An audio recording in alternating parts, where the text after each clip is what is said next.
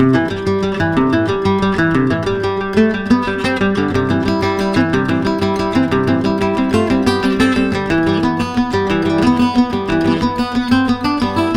meu nome é José Pedro de Moraes.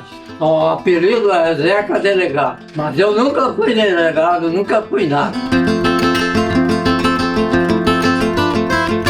Meu nome é Nedir Zancanaro Grande. Nasci e me criei aqui. Aqui é Campina dos Novelos, interior de Mato Castelhano. Eu acho que quase todos conhecem, né? Que é a família Tanabe, que veio do Japão para o Brasil.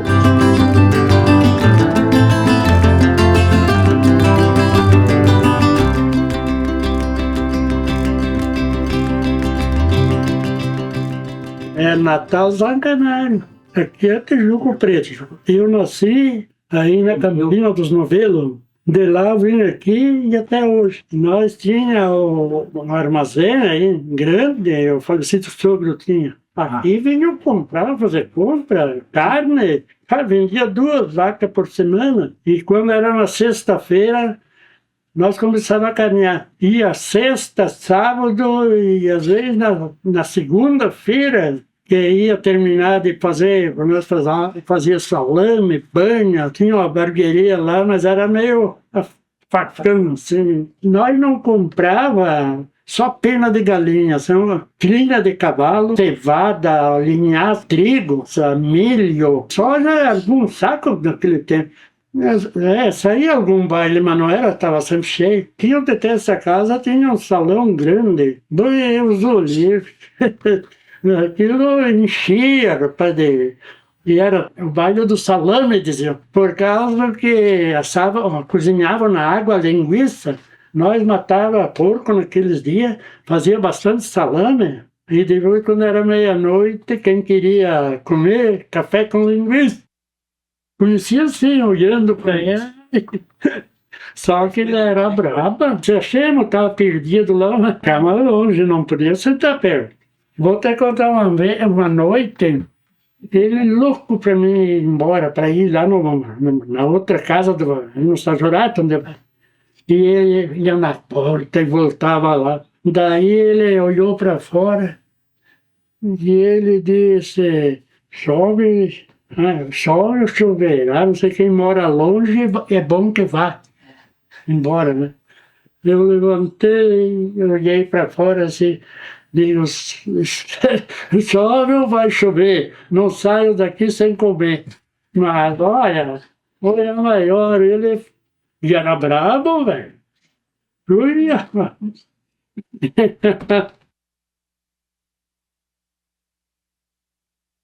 Então, eu sou a Vanesca Dutra Xavier, tenho 42 anos. E quando a gente começou, na época eu tinha 16, 17. Então faz bastante tempo. Começou, acho que nós pensarmos em fazer, mesmo foi em 1998, que foi quando o Cláudio, que era o nosso professor, né, o Carneiro, ele veio do Mato Grosso passar aqui uns tempos. E aí foi que a gente se interessou e decidiu que ia fazer o grupo, né? Então a capoeira veio e na época todos nós éramos apaixonados. E acho que todos que participaram daquilo ficou marcas em nós, né? Porque nós tivemos bons exemplos dentro da capoeira. Que o Carneiro era o nosso professor, nós ensaiávamos no salão, que não tinha um ginásio na época. Nós já iniciamos numa fase ali que já estávamos na adolescência quando a gente iniciou. Mas a gente conseguiu pegar bem, tinha um grupo bom, um grupo grande. Aí a gente tinha o nosso mestre, era o Pena Verde, que ele também era lá do Mato Grosso do Sul, que ele vinha somente pros batizados, né? Nós jogávamos e praticávamos a capoeira regional, que é diferente da Angola, porque a Angola é mais cadenciada, mais lenta, né? E ela era mais rápida. Foi uma época muito boa, eles deixaram muitas coisas boas em mim, pelo menos. Sempre que eu me lembro da capoeira, parece que foi ontem que eu fiz. Toda vez que escuta a batida, né? O berimbau, o atabaque, dá vontade de entrar numa roda. Tem algum lugar aqui em Mato Castelhano que as pessoas vêm para pedir milagre? Ainda tem uma capelinha de antes, que faz muitos anos, tipo assim, um altarzinho dessa santinha que caminha, né? Tem muitos anos. Tem atrás dessa que estão fazendo, e não está terminada ainda, estão fazendo uma capelinha no costado da estrada. Vocês ainda vão ver com essa professora lá. Lá é um lugar onde esse santinho, São João Maria passou. Lá também é um lugar que a gente pode fazer os pedidos, né? De oração, faz a oração, faz os pedidos. Eu acho que a gente alcança coisas boas ainda lá. Alcança os milagres. E quando saía seca também, quando dava seca grande, era onde o pessoal ia rezar naquele capitel. Aonde a gente se juntava, vinha a família de um lado e de outro lado, assim, se juntava ali, rezava terço, pedia chuva para São João Maria. E daí nos dias chovia mesmo, sabe? O pessoal tinha muita fé em São João Maria. Tem alguma fonte de água aqui em Mato Castelhano? Bem aonde ele pousou, tinha uma fonte de água, até era um banhadinho assim meio para trás. Agora não sei se está terminado, mas eu acho que se fosse ajeitar, eu acho que dava uma fonte ainda. Onde tem uma fonte d'água é em Cruzartinha, muito, muito especial lá. Muita gente vai pegar água lá para tomar, porque é uma água benta que São João Maria deixou lá, daí deixou uma varinha, deixou bastão, deixou tudo lá. Essa varinha que ele deixou diz que faz milagre. Ele chegava nas comunidades, que nem Rincão do Lopes, e ali ele passava, né? Então chegava por ali, algum dava almoço, outros não, e daí, então, que nem Campo do Meio que ele teve, ele passava muito em Campo do Meio. E daí não ganhava comida nem povo em Campo do Meio. Daí, então, essa história é uma história comprida que eu não lembro todo, mas diz que São João Maria disse assim, que Campo do Meio ia voltar para trás, porque Campo do Meio é mais velho do que Passo Fundo. É para ser muito grande Campo do Meio, era a cidade mais velha. E Campo do Meio tinha de tudo ali, ó. Tinha até fazer um casamento e toda que era de registro e não tem nada mais ali, né? Como ele morreu? Morreu, a gente não sabe como é que morreu, só o que a gente sabe é que diz que ele morreu em Lagoa Vermelha, que foi enterrado. Eu acho que acharam morto ele. Acharam ele morto. certo, deu algum acidente, um Acho infarto. que ele muito velhinho, talvez, né? Ele fazia algum milagre? Pelo que eu sei, ele fez um milagre. Tinha uma criancinha, uma menininha, ela tinha mais ou menos... Ela não tinha 1 ano ainda. E deu uma doença no sangue, sabe? Que a criança fica bem amarelinha. É a leucemia, que termina o sangue. Quando descobriram que era isso aí, a menininha tinha as orelhas assim, que a gente enxergava de um lado para o outro, sabe? De tão amarelinha, não tinha sangue. Daí fizeram uma promessa de renovar de arrumar aquele capitel, isso aí eu me lembro bem, de arrumar aquele capitel de São João Maria se a menininha se salvasse. E aquela menininha, levaram ela para Santa Maria, a mãe dela ficou lá 70 dias com essa menininha. E a menininha começou a melhorar, e graças a Deus, graças a São João Maria, talvez, né, a menininha melhorou. Essa menina é minha sobrinha, e São João Maria fez a cura dela. A gente acredita que foi São João Maria que deu a vida para ela.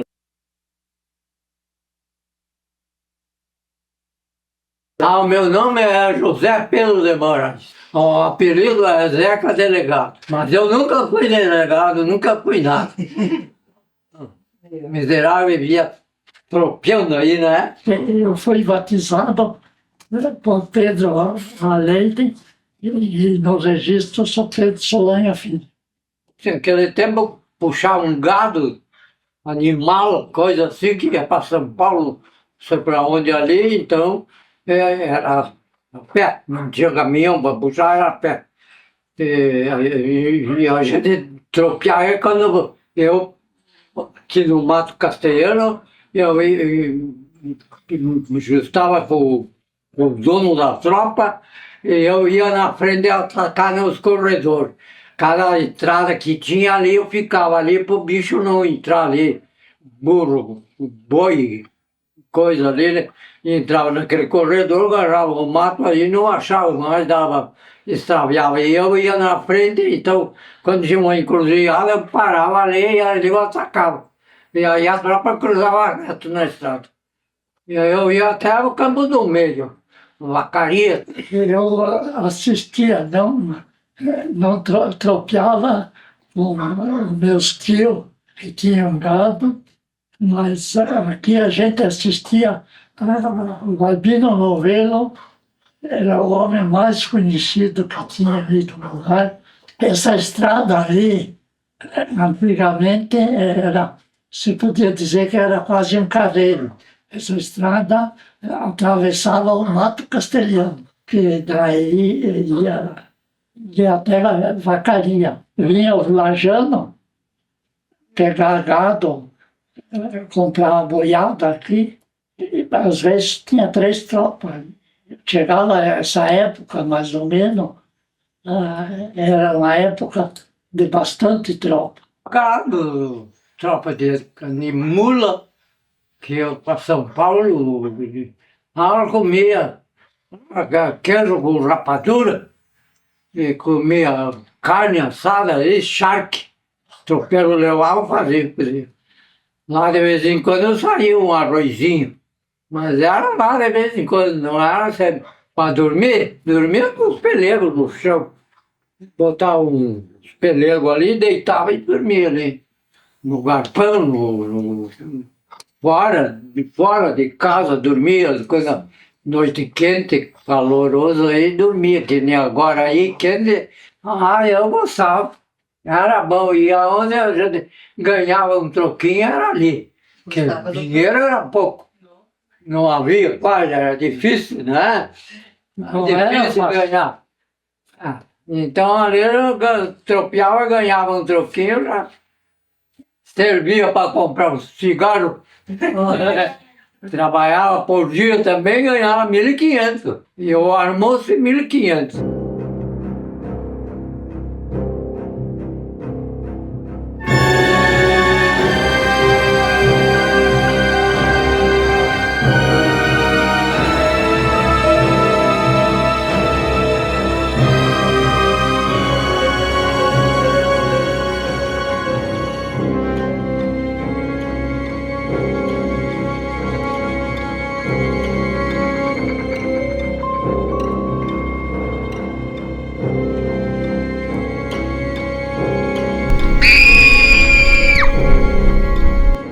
Conta a lenda do...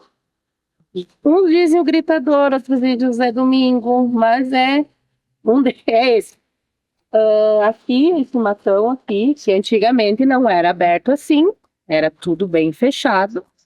Os tropeiros faziam a travessia deles aqui, né? Aqui não existia morador, era tudo mato.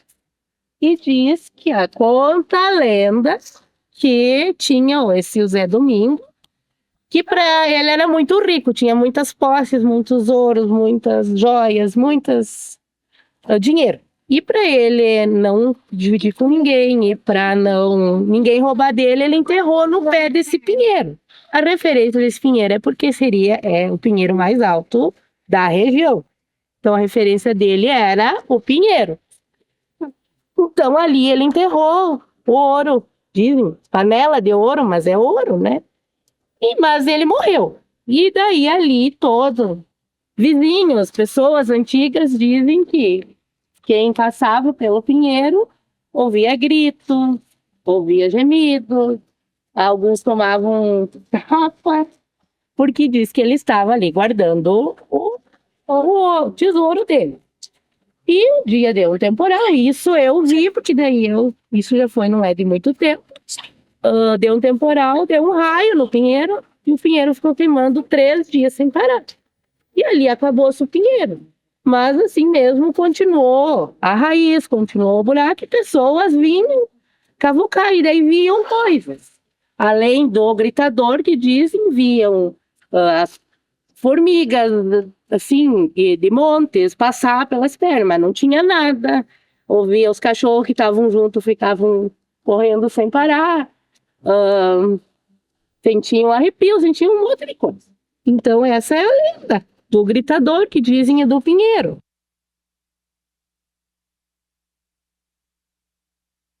Eu acho que quase todos conhecem, né, que é a família Tanabe, que veio do Japão para o Brasil. Isso em 1958 nós saímos de lá.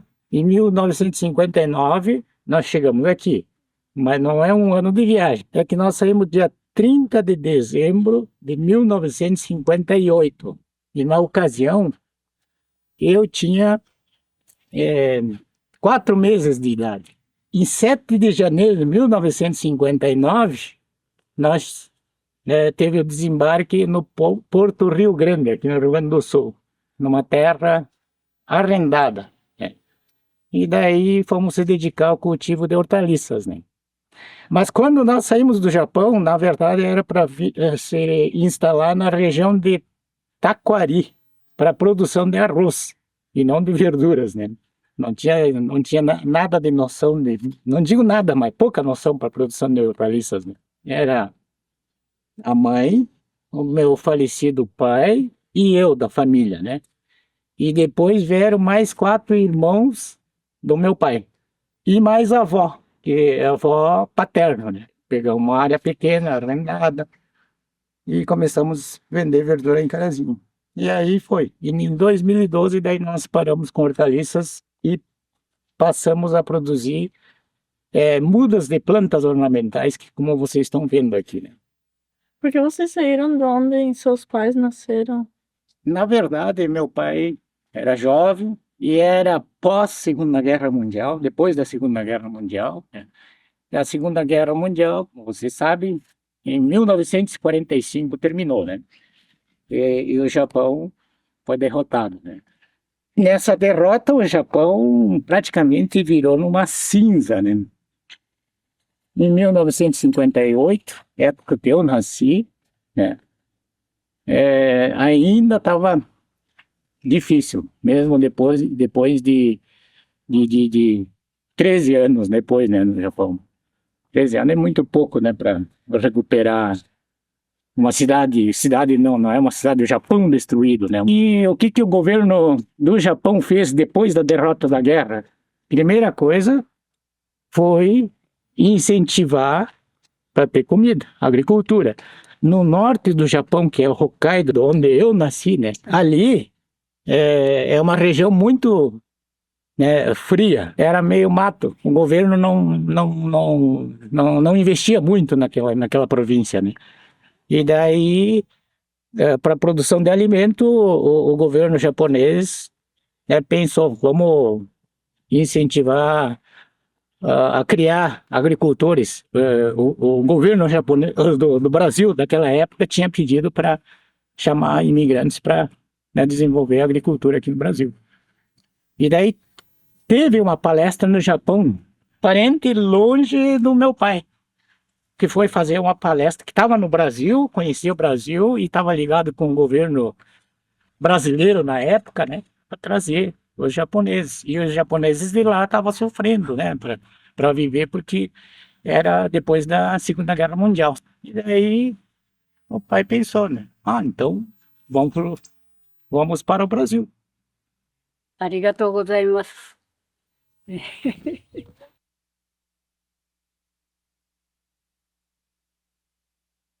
Eu me chamo Maria Helena Lunelli, moro em Tijuco Preto e nasci em Lagoa Vermelha. Eu, na verdade, me inspirei na minha mãe. Minha mãe era professora, deu aula há muitos anos no Tijuco, e a gente morava do lado da escola. Essa vocação, essa vontade de ser pro sempre foi desde que eu me conheço gente.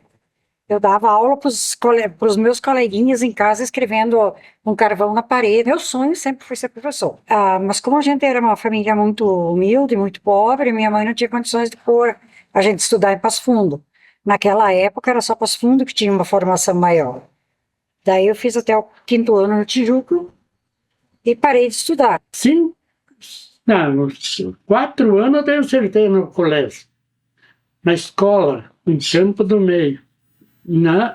Tinha um cara que tinha um ônibus, vizinho nosso lá, ela conheceu o falecido Tato Novelo. Nós, para ir de manhã cedo, ele ia pegar os passageiros lá em Campo do Meio, morava na Campina. Daí nós ia de ônibus e voltava a pé. Tinha um coleginho aqui na frente. Eu, com meus 7 anos já, ajudava a mãe em todos os serviços. E hoje eu digo para essas crianças que eu, com 10 anos, eu não estava mais na escola. Por quê? Porque no meu tempo não tinha o transporte escolar. E como tinha uma escolinha aqui, que era só até a 4ª série, tinha que ir a Campo do Meio, 3 quilômetros a pé, sozinha, porque aí não tinha irmão. Como era a dificuldade. Eu, que adorava estudar, obriguei a parar a minha 4ª série. Logo depois, eu acho que devia ter uns 17, 18 anos, veio o ensino fundamental, naquela época a gente dizia ginásio, né? Veio para Mato Castelhano. Daí eu e o meu irmão íamos a pé no Mato Castelhano, nós morávamos no Tijuco, do lado da escola do Tijuco. A gente ia a pé no Mato Castelhano para poder estudar. Daí eu terminei o ensino fundamental ali. Aí no inverno, quando chovia muito, meu pai ia até numa altura da estrada para até clarear o dia, porque a gente saía de noite de casa. E daí saía 5 horas da escola e o pai ia encontrar a gente porque anoitecia antes da gente chegar em casa. E como naquela minha época, que foi em 1977, não precisava ter magistério para dar aula, bastava ter o ensino fundamental. A escola Silveira Neto, que ela pertencia no Gramadinho, ela tinha sido fechada, daí eles resolveram reabrir a escola e eu fui lá como primeira professora. Não tinha nada, só as paredes da escola. E como ela tinha sido desativada, eu tinha um armário com meia dúzia de documentos ali dentro. Aí eu fui designada para aquela escola, fiz as matrículas dos alunos ali, montei, os pais me ajudaram a pregar a tábua, enfim, que estava meio caindo. E daí começou a funcionar de 1º a 3º ano ali. Daí eu fiquei 2 anos ali e fui transferido para o Leonel, para cá. Naquela época era a escola Brizoleta, que é aquelas escolas que o Brizola fez uma quantidade enorme. A professora Odete saiu daqui, que era a professora daqui, Odete Lengler, e foi trabalhar em Campo do Meio, e eu vim trabalhar aqui. A escola era bem pequena, só tinha uma sala de aula, classes antigas que sentavam de 2 a 2, e um quadro grande, eu dividi em 4 partes, e era feito tudo no quadro.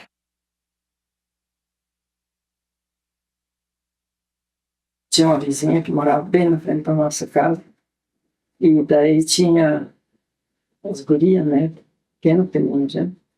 Então a gente se juntava lá para fazer casinha e brincar de boneca. Para fazer aquelas casinhas pequenininhas, mas só, né? A boneca se fazia do quê? A gente fazia de lã de ovelha, enchia de lã de ovelha, fazia. Ó. Até tem uma que eu fiz, tá lá na sala. Você podia pegar aqui, ó. Aqui no corredor, papai, no corredor ali. Essa era a boneca que eu fazia, ó. Era fofinha, né? Era engraçada. Cortava o tecido, né? E daí depois enchia, né? Pegava a bonequinha para ver como ela é fofinha.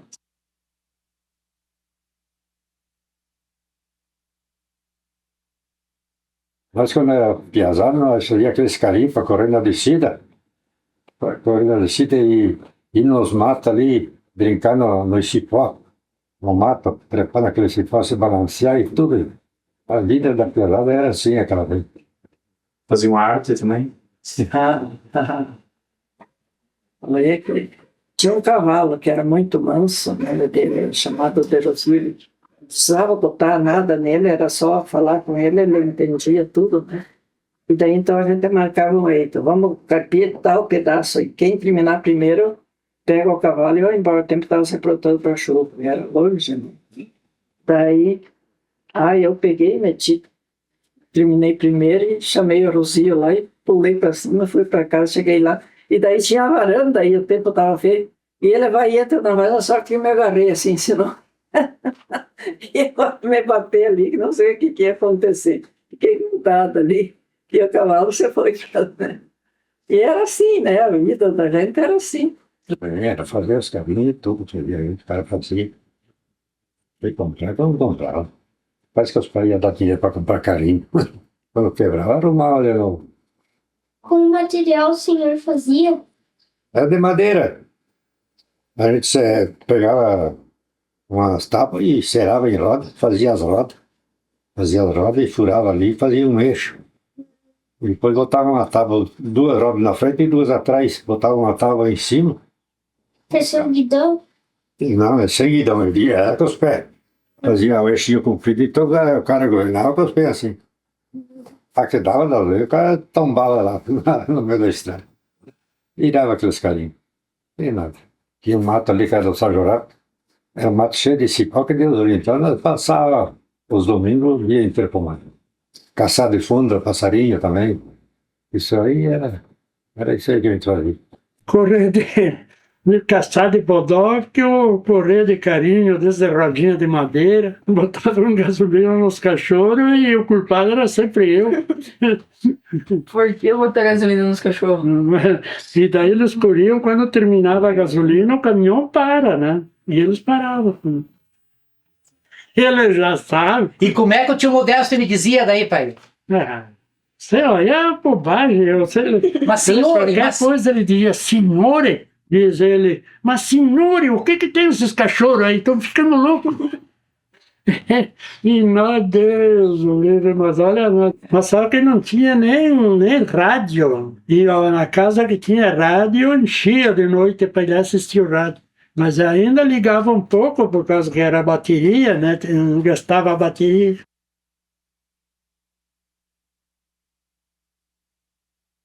Meu nome é Nedisa Canaro Grande. Nasci e me criei aqui. Aqui é Campina dos Novelos, interior de Mato Castelhano. Há 70 anos atrás, né? Que já hoje eu já estou com 70 anos, né? Meus pais, eu era filha única, só depois de 7 anos que veio uma irmã. Com 11 anos, eu já estava ajudando o meu pai, os afazeres da roça. Só depois de 7 anos, ganhei uma irmã, mas daí a minha mãe começou a ficar doente, daí eu fui o braço direito do meu pai. Era plantar a enxada, lavrar a boi. Não tinha trator como tem hoje. Plantar soja, arrancar à mão, porque não tinha ceifa. O trigo, que a gente plantava bastante trigo, era colhido tudo a foicinha, e feito os feixes, trazido no galpão para deixar um mês ali, para depois, com uma trilhadeira a boi que vinha, para trilhar o trigo. E sempre foi sofrido assim, de sol a sol, junto com meu pai, plantando, colhendo, tirando o alimento tudo da roça. Mercado a gente comprava o quê? Muito pouca coisa. Porque daí o trigo a gente levava no moinho e trazia para casa a farinha e armazenava os sacos guardando ali. Tudo era armazenado. Comprava só alguma coisa. Porco a gente tinha bastante, meu pai sempre gostou. Não tinha condições. Sabe o que meu pai me disse? Para trabalhar na roça não precisa de estudo, precisa de força. E foi o que eu sempre fiz. Eu não imaginava. E também não sonhava alto, né? Porque quando eu sonhava uma coisa, alguém chegava e abafava, né? Mas graças a Deus, hoje eu sou o que eu sou. Eu acho é a força de vontade que eu tive de nunca desistir. Infelizmente, quando eu me aposentei, meu marido estava no hospital, para imputar. 2 anos, 9 meses direto sem vir embora. Então, o meu sonho era eu ir de avião. O único sonho que eu tinha na minha vida era ir de avião, que eu não ia morrer sem ir de avião. Vindo de Curitiba, vim de Curitiba a Passo Fundo, né? Estava realizada. Daí começou a aparecer uma oportunidade. Fui fazer um cruzeiro de navio, que tinha medo da água, mas fui. Cheguei aí na terra que ali sim eu me senti realizada, porque eu fui conhecer a santa que a minha mãe era devota, Nossa Senhora de Fátima. Fui em Portugal, fui lá em Fátima, em Lisboa. Fomos ver um santo que ele ainda hoje ele está intacto, São Vicente de Paulo. Fomos em Espanha e França, todo conhecendo essas igrejas. E chegamos até Paris. Coisa que nunca na vida eu imaginei. e sempre eu tive força de seguir em frente, sem estudo, mas o estudo foi a vida que me deu. Eu aprendi coisas da vida que o estudo acho que até não me ensinava, né?